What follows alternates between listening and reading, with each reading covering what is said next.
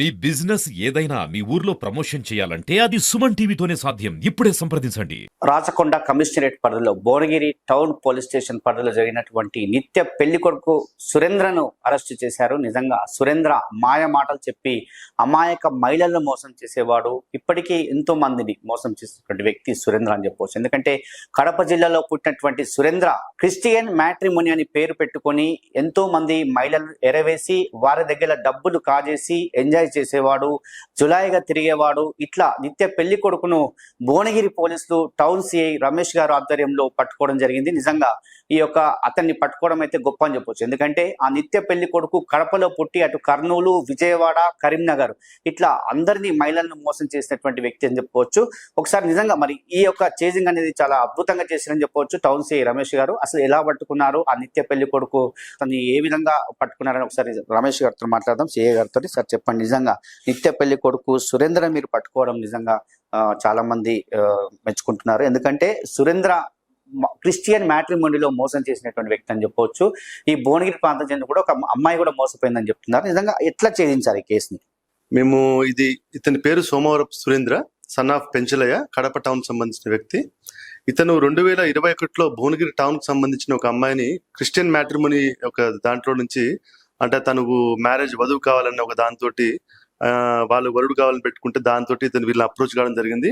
తనని తాను ఎలా ఇంట్రడ్యూస్ చేసుకున్నాడంటే, నాకు మైనింగ్ బిజినెస్ ఉంది, అలాగే కన్సల్టెన్సీ నడుపుతున్నాను, నాకు రీసెంట్ గా పెట్రోల్ బంక్స్ కూడా కొన్ని వచ్చాయి అని, నేను బిజినెస్ చేస్తుంటాను అని చెప్పేసి వాళ్ళు ఇంట్రడ్యూస్ చేసుకున్నాడు. అమ్మాయిని పెళ్లి చేసుకున్న తర్వాత 2021లో మ్యారేజ్ చేసుకున్న తర్వాత వాళ్ళకు ఒక అబ్బాయి కూడా పుట్టిండు.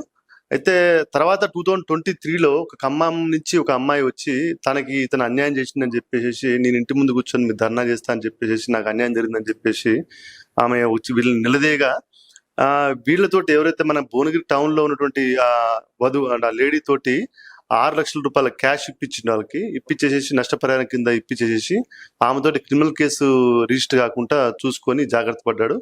తర్వాత వీళ్ళకి అనుమానం వచ్చింది, అతను నిలదీశారు. మరి నువ్వు ఖమ్మంలో ఒక అమ్మాయిని నువ్వు చీట్ చేశావని చెప్తున్నారు, మరి ఏంది నీ కథ ఏంది, నువ్వు అసలు ఏం చేస్తావు, నిజమేనా అని చెప్పేసి, నీ బిజినెస్ ఎందుకు చూపిద్దు పదా అని చెప్పేసి గట్టిగా నిలదీస్తే, అనుమానిస్తున్నావు అని చెప్పేసి, నాకు అనుమానం ఉన్న కాడ నేను ఉండలేను అని చెప్పేసి వాళ్ళతోటి కావాలని గొడవ పెట్టుకున్నాడు. అయితే అది దీనికి ముందుగానే అతను ఏం చేసినట్టే ప్లాన్ గా వీళ్ళ దగ్గర నుంచి ఒక 30 తులా గోల్డ్, 9 lakhs క్యాష్, అంటే ఎందుకు తీసుకున్నట్టే, ఇతను మీ దగ్గర ఉంటే సేఫ్టీ ఉండదు, నా దగ్గర ఖచ్చితంగా సేఫ్టీ ఉంటుంది, మీరు దీన్ని హ్యాండిల్ చేయలేరు. సేమ్ టైం ఏంటంటే నాకు పెట్రోల్ బంక్ లో కూడా కొత్తగా బంక్స్ వచ్చినాయి కాబట్టి కొంత ఇన్వెస్ట్మెంట్ అవసరం ఉంటుంది అని ఈ రకంగా కొంత నమ్మబలికి ఇచ్చేసి ఆ గోల్డ్ ని మరి అమౌంట్ తీసుకున్నాడు. తీసుకుని ఆల్రెడీ నేను ఇన్వెస్ట్ చేసిన అని చెప్పేసి వాళ్ళ వేరే దగ్గర భద్రంగా ఉందని చెప్పిండు. ఇదే సాకు చూపించుకుని 2023లో భార్యతో గొడవ పెట్టుకుని ఇంట్లో నుంచి వెళ్ళిపోయాడు. వెళ్ళిపోయిన తర్వాత వీళ్ళు 2023లో వీళ్ళ కడపకి వెళ్ళారు. వెళ్ళి అక్కడ ఎంక్వైరీ చేస్తే వాళ్ళ పేరెంట్స్ ఉండి మమ్మల్ని ఇడిచిపెట్టి చాలా కాలం అయింది, ఆయనకి మాకు సంబంధం లేదని చెప్పేసానంటే, వాళ్ళు కొంతకాలం మళ్ళీ వస్తాడేమో అన్న ఒక ఆశతోటి వాళ్ళు కొంతకాలం వెయిట్ చేశారు. వెయిట్ చేసిన తర్వాత 2024లో ఎప్పటికి రాకపోవడంతో మన భువనగిరి టౌన్ పోలీస్ స్టేషన్కి వచ్చేసి కంప్లైంట్ ఇచ్చారు. ఇస్తే దీనిపైన ఏంటంటే చీటింగ్ మరియు వరకట్న వేధింపులు, మానసిక శారీరక హింస 498 కింద కేసు రిజిస్టర్ చేయడం జరిగింది.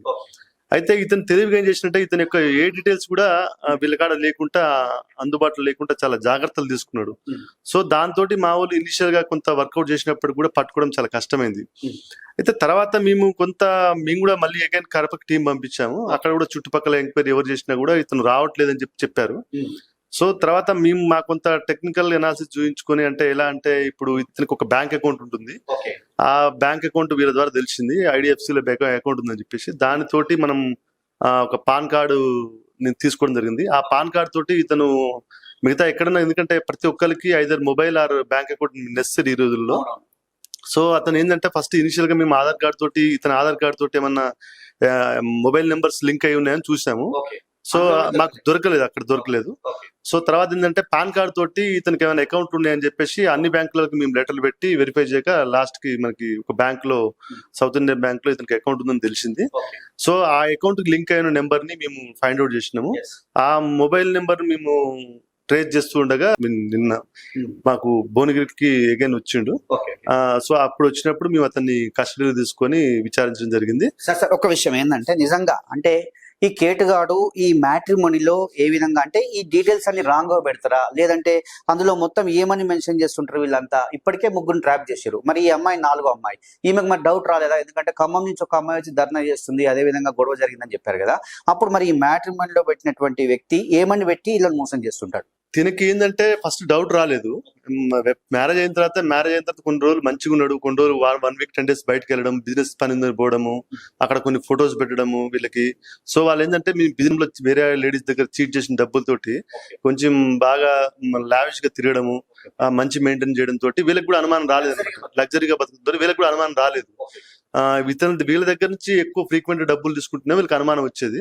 సో ఇతని దగ్గర కొంత చీట్ చేసిన డబ్బులు ఉన్నాయి కాబట్టి వాటితోటి లావిష్ తిరగడం తోటి వీళ్ళకి అనుమానం రాలేదు. తర్వాత ఎప్పుడైతే ఈ అమ్మాయి వచ్చి నిలదీయడం చేసిందో, ఖమ్మం నుంచి వచ్చిన అమ్మాయి నిలదీసిన తర్వాత వీళ్ళు ఇతను నిలదీయడం తెలిసింది అనమాట. సో దాన్ని సాకు చూపించుకొని ఇతను ఇక్కడి నుంచి వెళ్ళిపోయాడు అనమాట. సార్ ఇది ఇంత ధైర్యంగా వాళ్ళు ఎట్లా మార్కెట్ లో తిరుగుతుంటారు? ఎందుకంటే వాళ్ళ అమ్మాయిలకు సంబంధించి డబ్బులను వీళ్ళంతా కూడా తీసుకొని మొత్తం కూడా ఖర్చు పెట్టి జలాయిగా తిరుగుతుంటారు. నిజంగా వాళ్ళు వీళ్ళకి నిత్య పెళ్లి కొడుకు, మొత్తం నిత్య కార్యాచరణ ఇదే అంటారా? అయితే ఇతను ఏం చేస్తున్నారంటే తెలివిగా ఇప్పుడు తర్వాత ఈ అమ్మాయి, ఇతని పేరు సురేంద్ర కదా, నెక్స్ట్ ఒక అమ్మాయిని కూడా చేసుకున్నాడు మ్యారేజ్. అతని పేరు అప్పుడు ప్రతాప్ రెడ్డి, ఏది పేరు కూడా మారుస్తుంది అనమాట. కడప టౌన్ లో ఒక అమ్మాయిని చేసుకున్నాడు కదా, ఇప్పుడు వేరే అమ్మాయితో ఉంటుండు.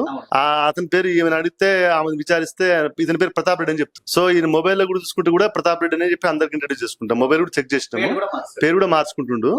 మళ్ళీ అగైన్ మళ్ళీ వెబ్సైట్ లో ఇతను మళ్ళీ ఫోటోని పోస్ట్ చేయడము, ఇట్లా వధువు కావాలను, ఇట్లా నా సోన్స్ నాకు బిజినెస్ ఉంది, ఇవి అని చెప్పేసి ఇంట్రడక్షన్ చేసుకుంటారు అనమాట. మ్యాట్రిమోనీలో చూసుకొని పెళ్లి చేసుకునేవారు ఎలాంటి జాగ్రత్తలు తీసుకోవాలి? ఎందుకంటే ఈ రోజుల్లో పేర్లు మారుస్తున్నారు, దానికి సంబంధించి ఆస్తులను చూపిస్తున్నారు, ఇవన్నీ చూపిస్తారు కదా.